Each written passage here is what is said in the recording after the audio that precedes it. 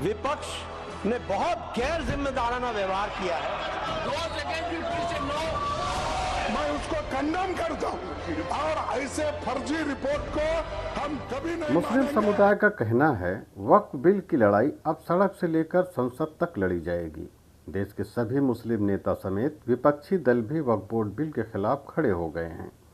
बताया जा रहा है कि all India Muslim personal law board ने वक्फ बोर्ड बिल के खिलाफ बड़े आंदोलन की रणनीति बना ली है।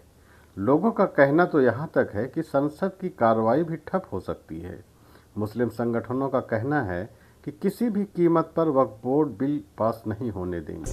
दिल्ली जंतर मंतर में ऑल इंडिया मंजलिस तंजीमीन के chief Hyderabad MP barrister Asaduddin Owaisi ने all India Muslim personal law board के साथ मिलकर वक्फ अमेंडमेंट बिल 2024 के खिलाफ प्रोटेस्ट किया और इस प्रोटेस्ट के दौरान बैरिस्टर सदुद्दीन अवैसी ने बयान देते हुए कहा कि जब कोई मंदिर की कमेटी बनती है तो हिंदू भाइयों को मेंबर बनाया जाता है, गुरुद्वारा की कमेटी बनती है तो सिख भाइयों को ही मेंबर बनाया जाता है, तो फिर मुस्लिम वक्फ बोर्ड कमेटी के मेंबर्स में गैर मुस्लिम को शामिल क्यों किया जाएगा। इस बात पर आवाज उठाई और कहा कि नरेंद्र मोदी जी इस तरह के बिल पास करवाकर हिंदुस्तान के हालात खराब करने की साजिश कर रहे हैं। आइए इसी रिपोर्ट हम आपको दिखाते हैं। मैं मोहतरम जनाब असदुद्दीन अवैसी साहब से गुजारिश करता हूं कि वो तशरीफ लाएं, अपनी बात रखें। आपने जेपीसी में अपनी बात ताकत से रखी, पार्लियामेंट में भी रखी। अब असदुद्दीन अवैसी साहब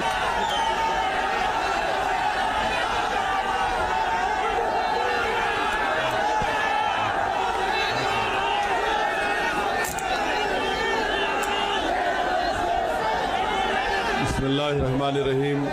अस्सलाम वालेकुम वरहमतुल्लाहि वबरकातुहू।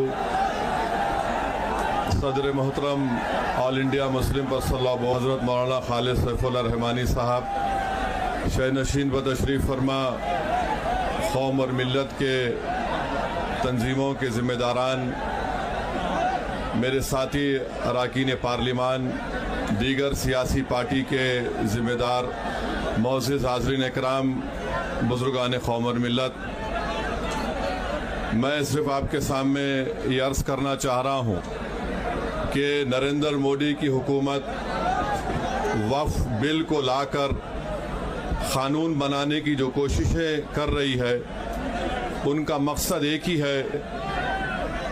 वज़ीर आज़म का मकसद एक ही है कि मस्जिद और मंदिर के नाम पर आवाम हमेशा लड़ते रहे, और उस बिल का मकसद ये नहीं है कि वक्फ की जायदादों को मजबूत किया जाए। आप खुद अंदाज़ा लगाइए कि हिंदू धर्म के एक बहुत बड़े ज्यूरिस्ट हैं BK मुखर्जी की किताब में लिखा गया कि हिंदू धर्म में बाय कस्टम बाय यूसेज वो मंदिर की जायदाद बन सकती है।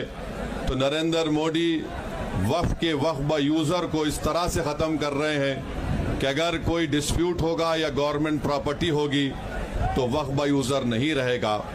दिल्ली में 123 वक्फ की जायदादें हैं जिस पर कजी हुकूमत का कि ये गवर्नमेंट की प्रॉपर्टी है। कलेक्टर को इख्तियार देने का मतलब यही है कि कलेक्टर हुकूमत के हक में फैसला देगा। जिस मस्जिद के इमाम हमारे भाई मरकजी हुकूमत कहती है कि वो गवर्नमेंट की प्रॉपर्टी है, अगर कल खुदा ना खास्ता ये कानून बनेगा तो कोई भी जाकर मरकजी हुकूमत की तरफ से, दिल्ली सरकार की तरफ से वहाँ पर एक नोटिस लगा देगा कि ये वक्फ की प्रॉपर्टी। हिबा को निकाल रहे हैं, ट्रांसफर ऑफ प्रॉपर्टी में हिबा है मगर कोई गिफ्ट नहीं कर सकता वक्फ की जायदाद को।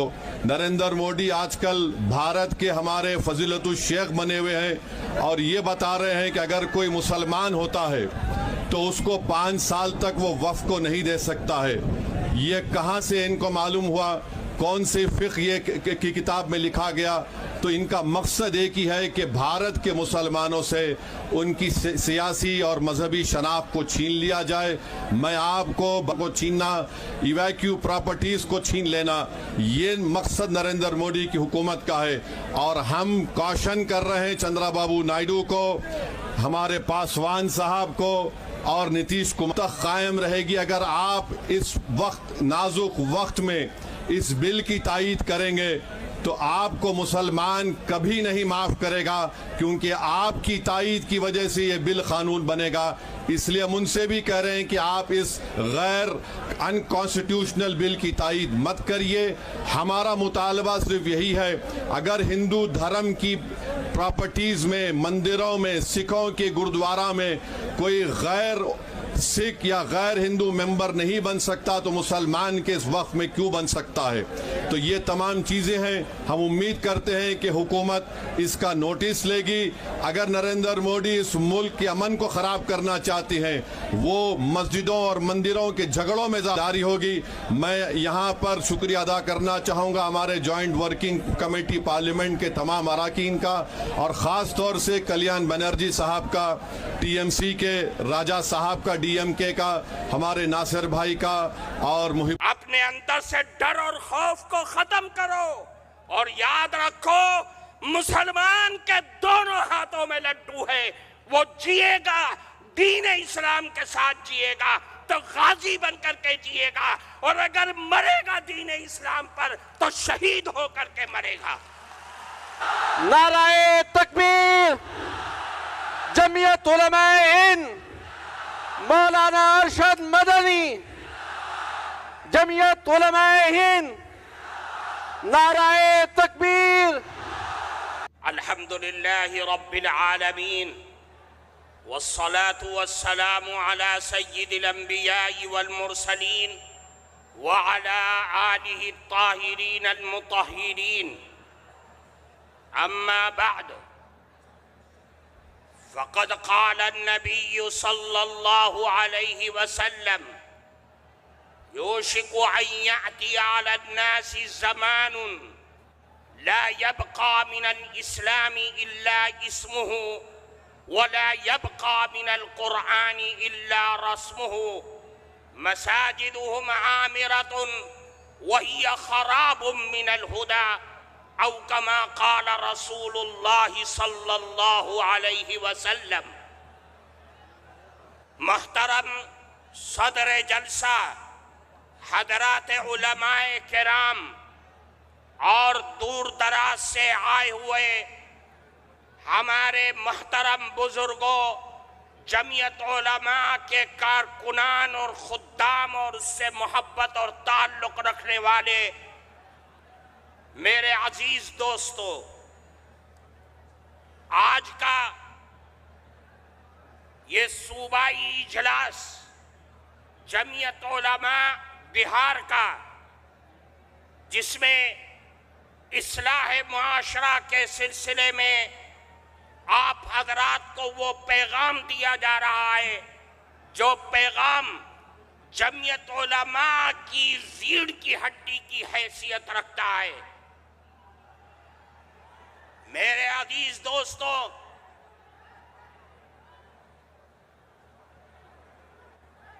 इस्लाह मुआशरे का ताल्लुक मुसलमानों की जिंदगी से वाबस्ता है। मुसलमानों की मुआशरती और मुआमलती जिंदगी से वाबस्ता एक पैगाम है।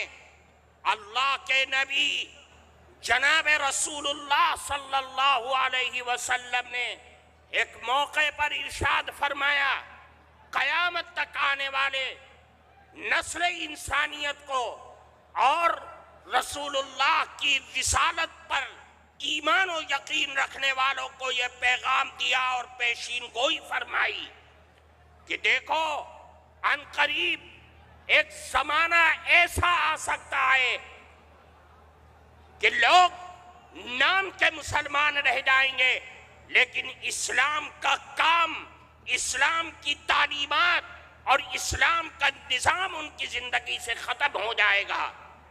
और ऐसे भी हालात आ सकते हैं कि कुरान जो अल्लाह की किताब है, अल्लाह का कलाम है, उस कलाम की आयात, अल्फाज और सूरतें बाकी रह जाएंगी, लेकिन उसकी तालीमात, उसका हलाल और उसका हराम, ये सब कुछ इंसान की जिंदगी से खत्म हो जाएगा। और ऐसे हालात आएंगे कि मस्जिदें बड़ी आलीशान होंगी, लेकिन वो मस्जिदें हिदायत से खाली होंगी, नमाजियों से खाली होंगी, और अगर नमाजी होंगे तो उस नमाजियों के दिल और दिमाग दुनिया में लटके होंगे।